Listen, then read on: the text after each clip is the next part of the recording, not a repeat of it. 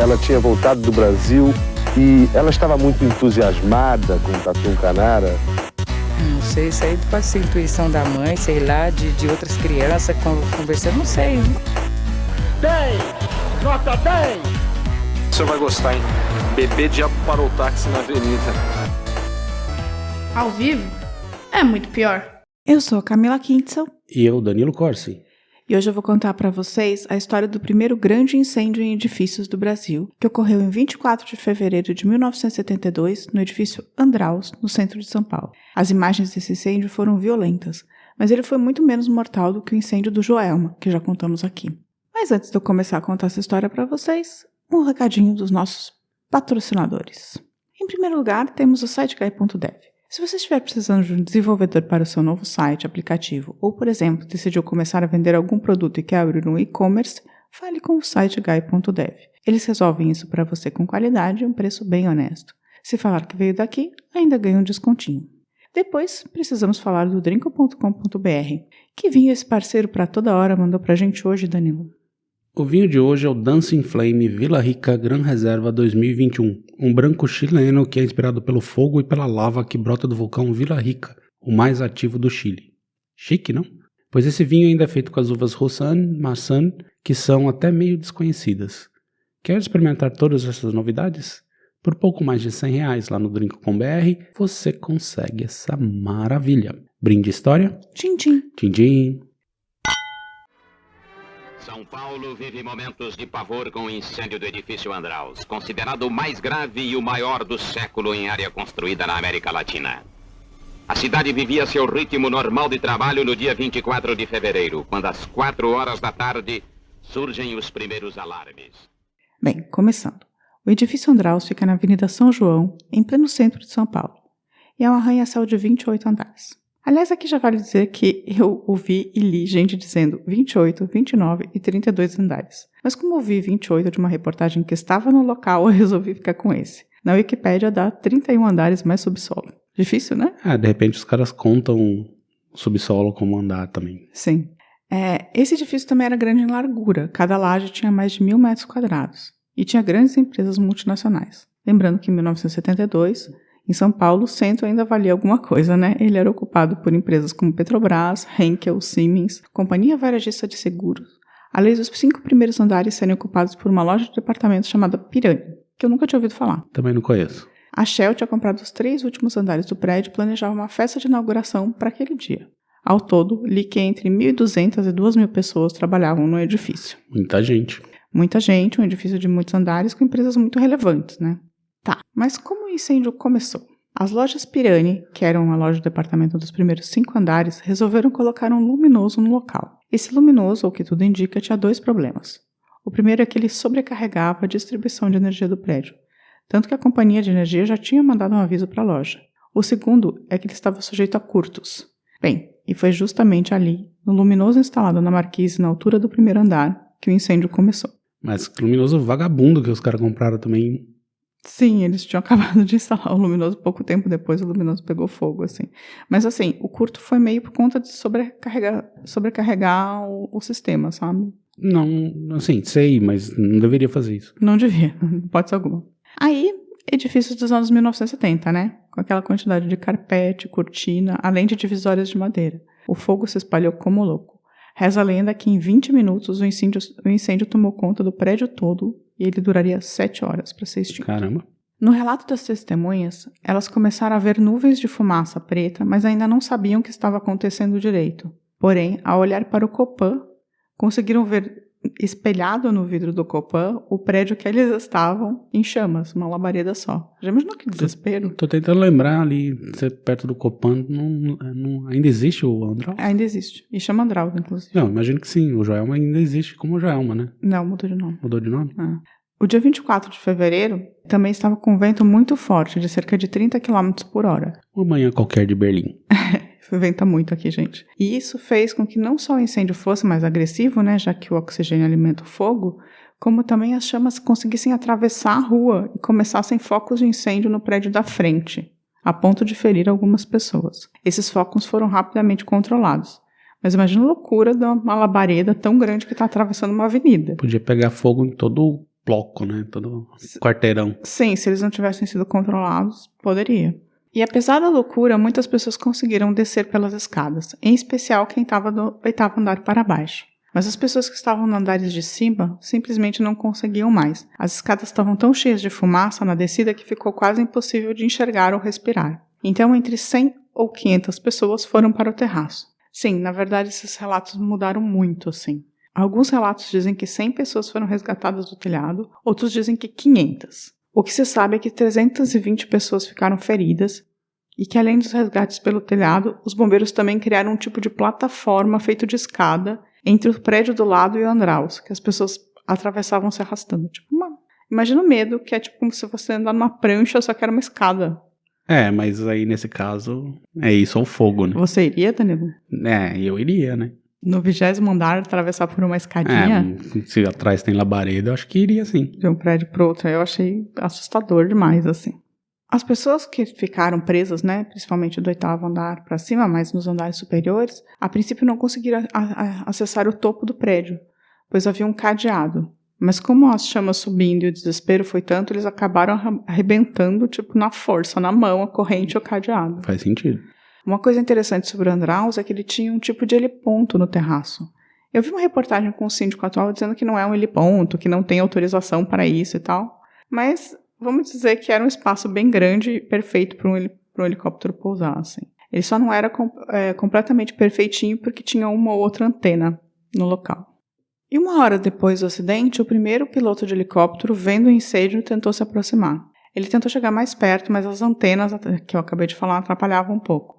Nisso, o copiloto chegou gritando para todo mundo que estava no terraço para arrancarem todas as antenas que estavam no terraço e deixar num canto, sabe? Para tentar fazer com que o helicóptero pousasse. O problema é que quando ele começou a tentar pousar, as pessoas correram na direção da aeronave e chegaram muito perto do rotor de cauda, o que causaria um acidente ali, né? Podia cortar alguém, basicamente. O rotor de cauda é uma lâmina rodando rapidamente, assim.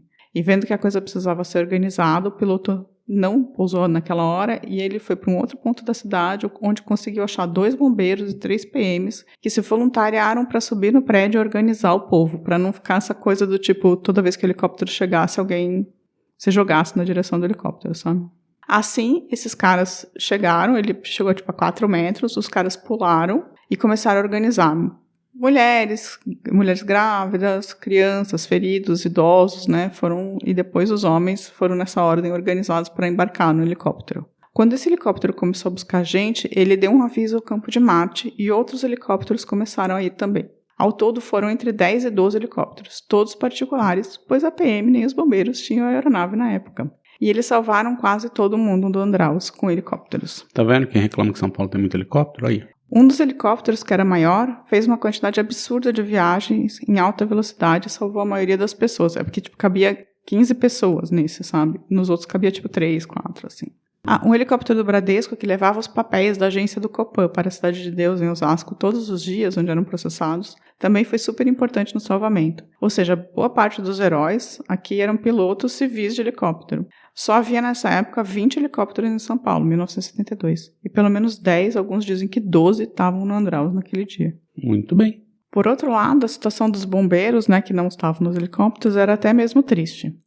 A escada Magiros não alcançava os andares mais altos e eles não tinham nem máscaras nem equipamento de segurança, então usaram lenços molhados no rosto para tentar salvar as pessoas. Isso é uma coisa bem comum quando a gente relata, né? Os bombeiros nunca têm equipamento para nada, né? Ainda assim, eles ajudaram as pessoas dos andares mais baixos, né, com essas pranchas em forma de escada, assim.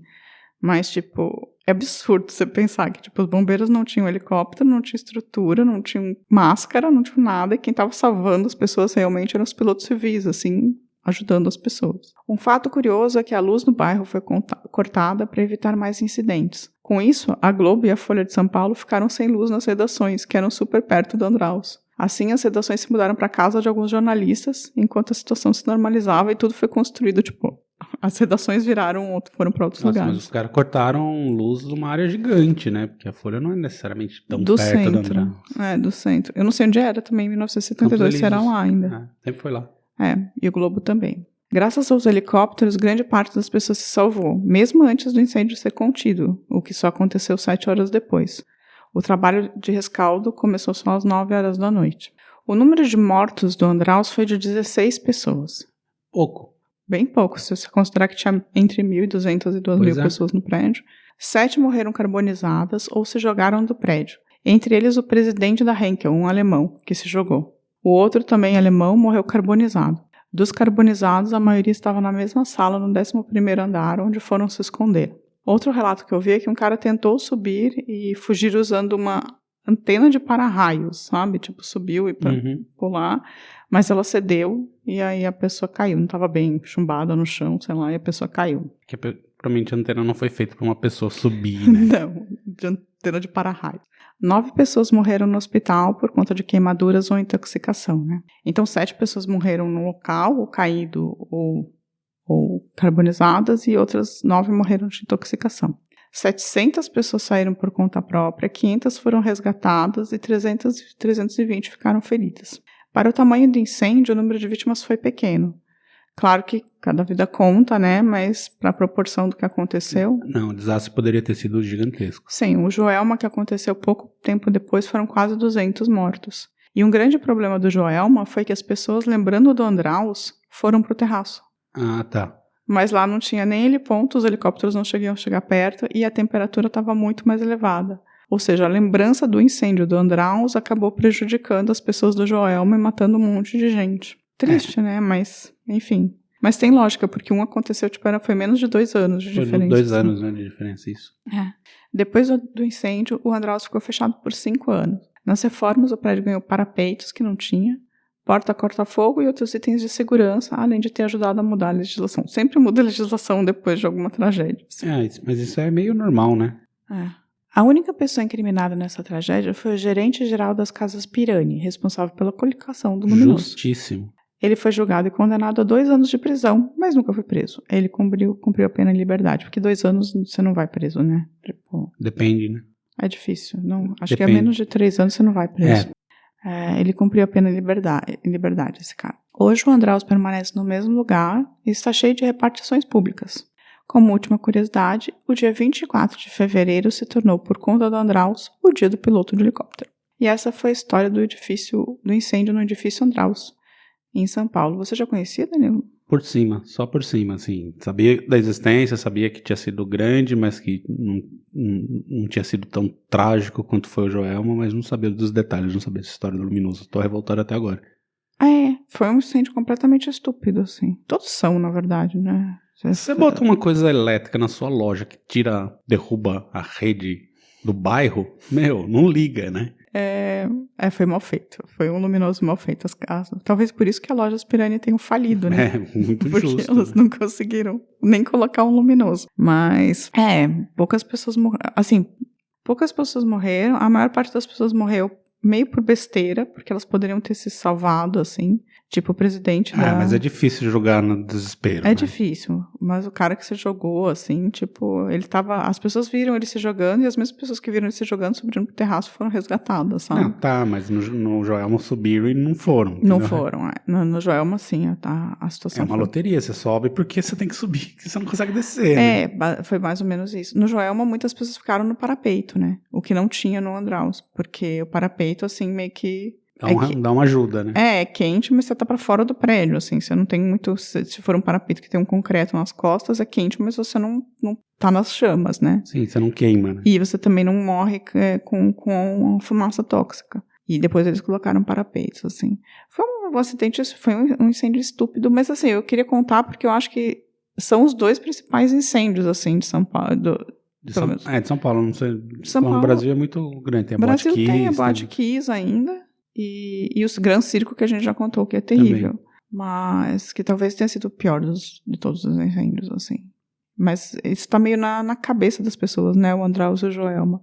Sim. Então, essa é a história do Andraus. E é claro que dizem até hoje que tem, Fantasmas, porque sempre que tem um incêndio tem fantasmas. Filme com a Beth Guzzo. Não, no Joelma tem fantasmas mesmo, são 13 fantasmas, tudo certinho, mas esse aí são fantasmas aleatórios. Talvez seja o presidente alemão da empresa Henkel. E essa foi a história. Você gostou? Interessante, muito boa a história. Então tá. Agora uma pausa e os recadinhos? Pausa e recadinhos. As primeiras notícias são muito desencontradas, mas não tardam as informações dos técnicos.